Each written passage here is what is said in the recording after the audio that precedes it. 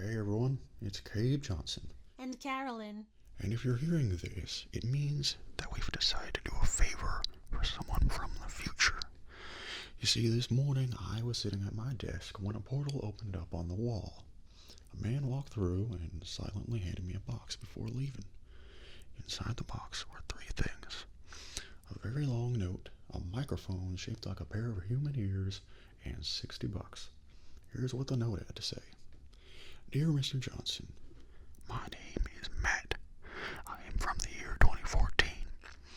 Right now, you are holding a list of nearly every message you'll ever record or even think about recording.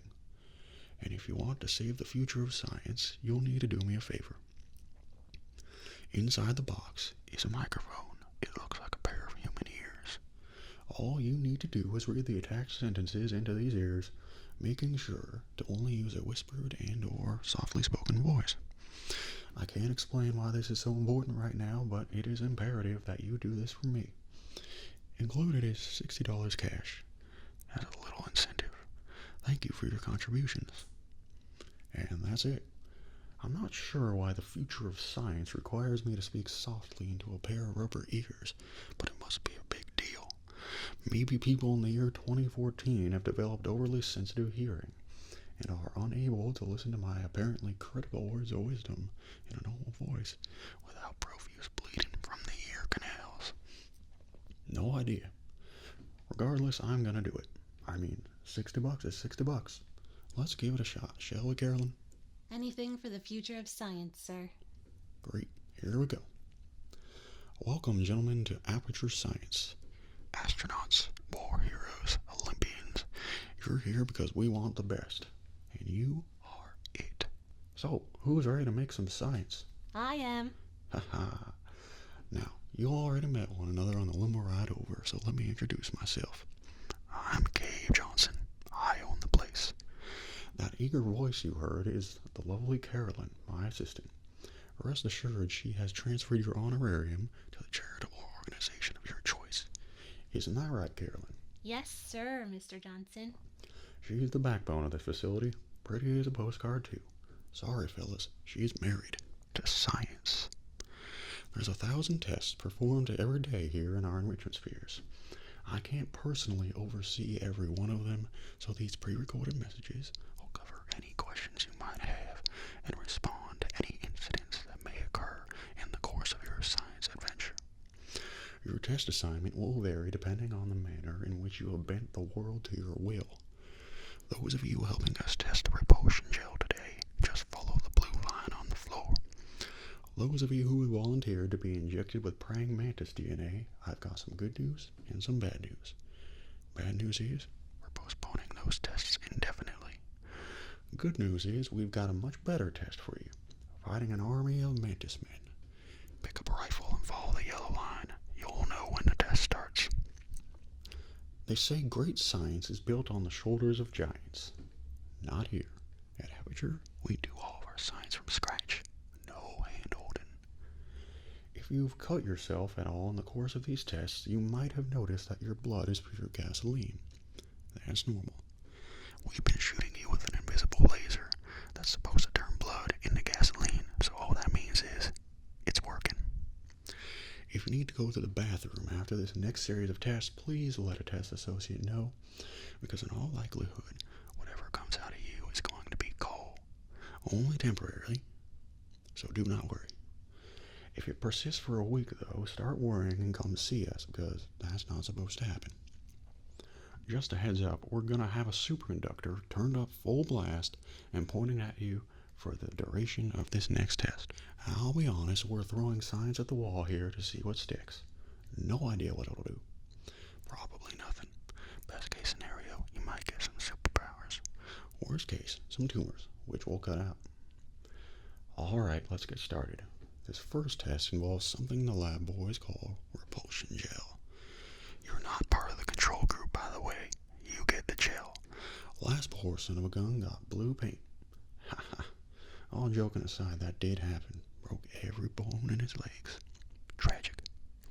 But informative, or so I'm told. The lab boys just informed me that I should not have mentioned the control group. They're telling me I ought to stop making these idea. Make more pre-recorded messages. I pay the bills here. I can talk about the control group all damn day. For this next test, we put nanoparticles in the gel. In layman's terms, that's a billion little gizmos that are going to travel into your bloodstream and pump experimental genes and RNA molecules and so forth in your tumors. Now, maybe you don't have any tumors. Well, don't worry.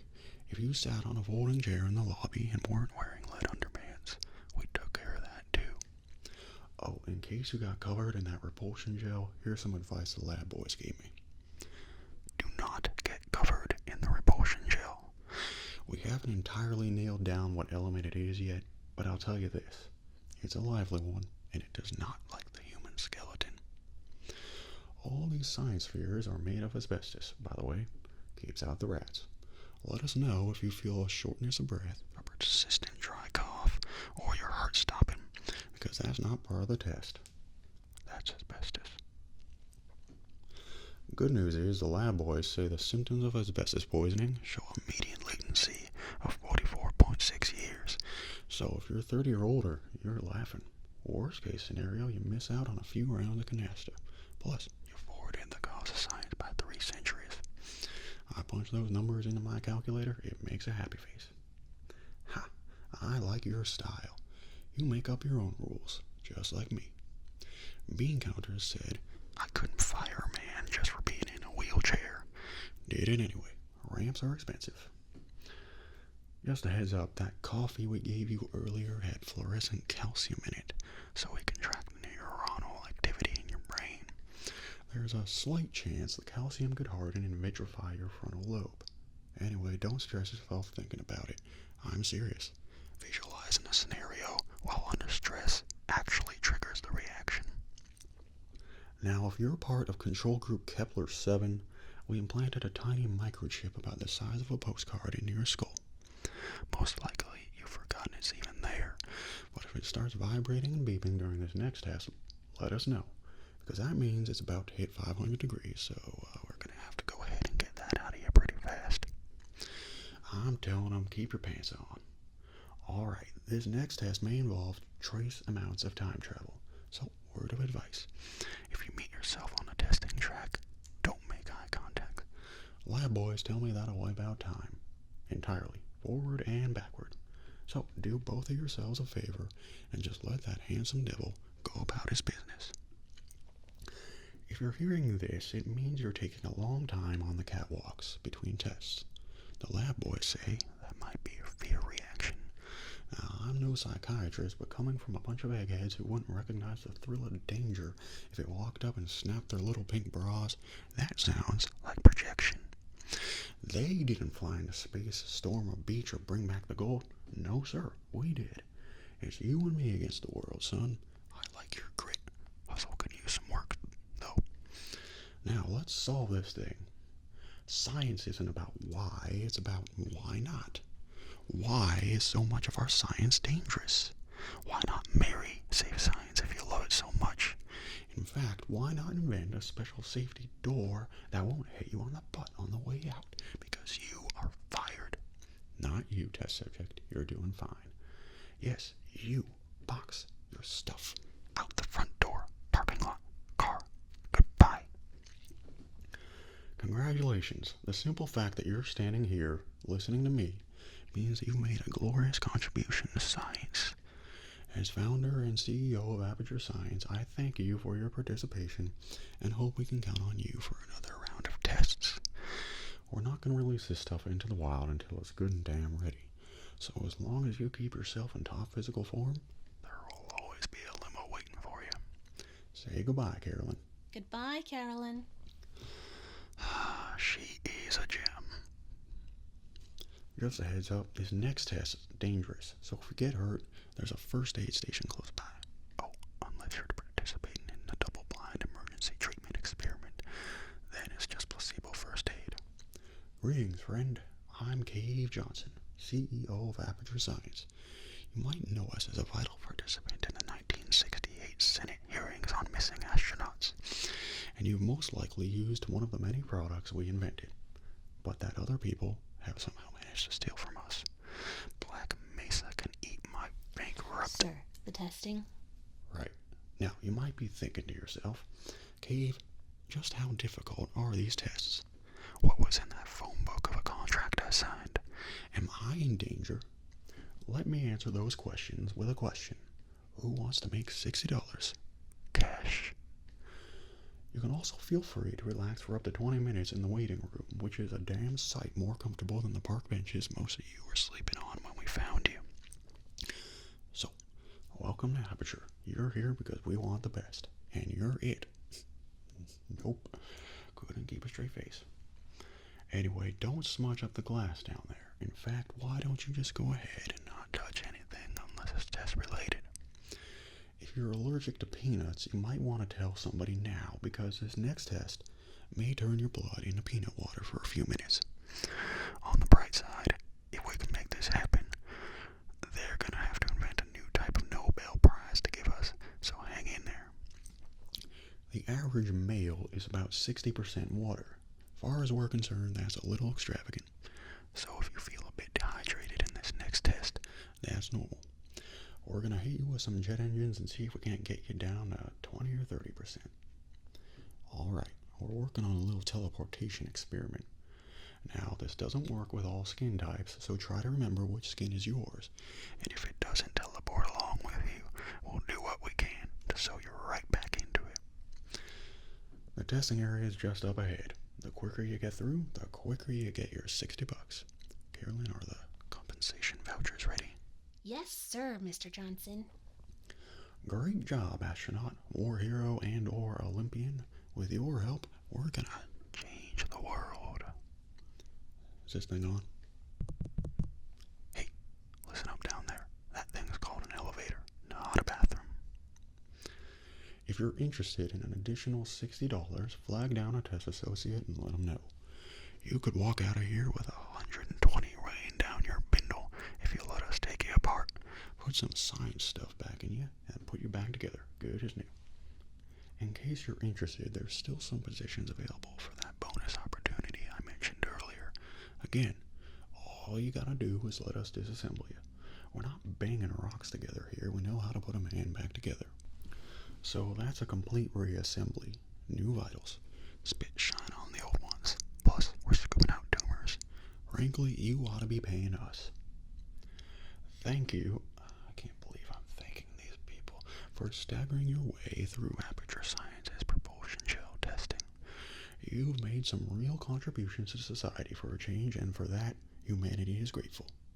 If you had any belongings, please pick them up now. We don't want old newspapers and sticks cluttering up the building. For many of you, I realize $60 is an unprecedented windfall, so don't go spending it all on, I don't know, Carolyn, what do these people buy? Tattered hats? Beard dirt? I know I said you could loiter for up to 20 minutes. That was a possibility, not a suggestion.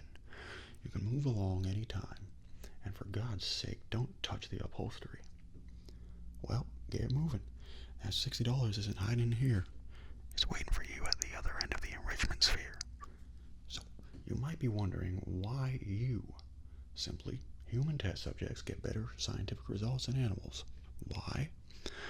For one, your tramps, lunatics, foundlings, what have you, can bring problem-solving ability to a test environment with a facility that shames lower ruminants. For another, you have thumbs. When you're making some great science, it helps to keep a positive attitude. Look at Marie Curie, invented radiology, won 2 Nobel Prizes, dumb as a bag of hammers. Thought the light radiation gave off was pretty, walked around with it in bottles, buried her with a smile on her face. Let me tell you about a fella, lived thousands of years ago, only wanted folks to be a little nicer to each other, and in the end he sacrificed himself to save us all. You know who I'm talking about. Hercules. Once upon a time, there was a scorpion and a frog. The scorpion tells the frog, when I say jump, I don't want to hear how high. That means you're not jumping. Then the frog says, it's my nature. Well, be that as it may, we have a lot of tests to do, and you are taking a long time on these catwalks. And yes, I broke out of the parable somewhere back there, but the point stands. You need to put some muscle back into your hustle, son. test may have made your skeleton magnetic. I don't know how, but if I were you, I wouldn't stand next to any sheet metal. Just a quick heads up, if you find yourself able to excrete spider silk out of your fingers or the base of your spine, let one of the test associates know, because that's actually important. The gel in this next test is probably going to make all of your skin solar powered. Upside is you're not going to get hungry, ever. So if you were worried about your waistline, get this. You won't be able to eat food, even if you wanted to. This next test involves molecular dynamics. You're going to breathe in a bunch of tiny little robots and they're going to optimize your DNA strands. Exciting stuff. Maybe nothing will happen. Or maybe you'll have a big crab hand by the end of the test. Or 10-foot legs. It's up to them. Trust me, I'm as anxious as you are to see how this plays out. The gel in this next test is going to recalibrate your molecular whatchamacallits, blah blah blah. Bottom line is, you won't need to go to the bathroom anymore. Your body's just going to process it up like anything else. Side effect might be that everything you eat from now on tastes like urine though. If you're not a fan of the cartilage in your body, you are going to love what this next test might do for you. Honestly, cartilage is like adenoids or a second kidney. Body doesn't want it, and you don't need it. Good riddance. We're going to try and collapse three-dimensional space in this next test. We're not going to tell you when. Just give us a holler if everything starts looking flat. While you're completing this next test, we're going to test out a new device to see if we can read your thoughts. Don't let it throw you. Just give us a nod if we're getting close. You're thinking about tungsten. Tungsten or zinc? Give us a wave if we nailed it. You're thinking about the electrolytic production of hydrogen. How close is that? You're thinking about the color green. Greenish blue. You might be wondering how I'm guessing what you're thinking through a pre-recorded message. The answer? Volume. I recorded a message for every word in the English language. Also, you're thinking about bib lettuce. Tell me I'm wrong. You're still thinking about tungsten. I don't blame you. It's fascinating. Hey, Carolyn, I think he's thinking about you. Photosynthesis, or that, or fudge. The bacteria inside of fudge. Nod your head if I'm getting close. We're going to bombard you with a few rays in this next test. Nothing to be concerned about. We're looking for bacterial contamination and inflammatory disease in your bowels. We put enough pathogens in the waiting room coffee to give diarrhea to an aircraft carrier, so if we don't spot them, I don't know what to tell you. This next test may sunburn your eyes a little. Ask a test associate for some sunscreen you can put on your retinas if you think your eyes aren't man enough to handle it. Bonus test within a test in this next test. We hit a photon somewhere in here. You find it? It's 20 grand in your pocket. You can keep the photon too. The human body contains trace amounts of a whole hell of a lot of elements it doesn't even seem to need. Copper, lead, silicon, cobalt, magnesium, carbon, oxygen. This next test, we're going to hit you with some microwaves and boil the worthless elements right out of you. Current hypothesis is it's not even going to break your stride. Honestly, what the hell has cobalt ever done for you? Good riddance. With your help, we might eradicate heart and lung disease with this next test. Full disclosure, we're going to achieve that by trying as hard as we can to make your heart and lungs stop working, then pump you full of some medicine we've been working on. Footnote 2 to disclosure, you're incredibly brave and we're proud of you. Alright, this next test I had to fight really hard for. None of the eggheads thought it was safe enough. I keep telling them danger is the best part of science, but they don't want to hear it. It's like telling a paradox to a robot. Makes their heads explode. For this next test, we'll be firing a few isotopes at your eyes to improve your night vision. If you feel throbbing behind your eyes, that's normal and should subside within a few hours. If you feel a pecking behind your eyes, that means a small bird got in there. We don't know how it happens, but we're working on it. How do you feel about your feet? Like them? Good, because this next test works. You'll have 5 of them. For this next test, you'll be helping us solve the problem of male pattern baldness. If it works, you're going to start growing lush, new hair instantly. Downside, teeth hair. Welcome to the Enrichment Center. Since making test participation mandatory for all employees, the quality of our test subjects has risen dramatically. Employee retention, however, has not. As a result, you may have heard we're going to phase out human testing.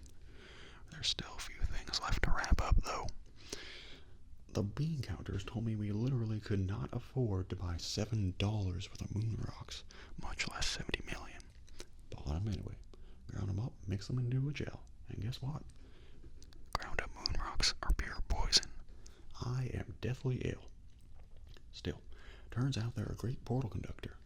So now we're going to see if jumping in and out of these new portals can somehow leach the lunar poison out of a man's bloodstream. When life gives you lemons, make lemonade. Let's all stay positive and use some science. That said, I would really appreciate it if you could test as fast as possible. Carolyn, please bring me more pain pills. Alright, I've been thinking. When life gives you lemons, don't make lemonade. Make life take the lemons back. Get mad. I don't want your damn lemons. What am I supposed to do with these? Demand to see life's manager. Make life rue the day it thought it could give Cave Johnson lemons. Do you know who I am? I'm the man who's gonna burn your house down with the lemons. I'm gonna get my engineers to invent a combustible lemon that burns your house down. The point is, if we can store music on a compact disc, why can't we store a man's intelligence and personality on one? So I have the engineers figuring that out now. Brain mapping, artificial intelligence. We should have been working on it 30 years ago. I will say this, and I'm going to say it on tape so everyone hears it 100 times a day.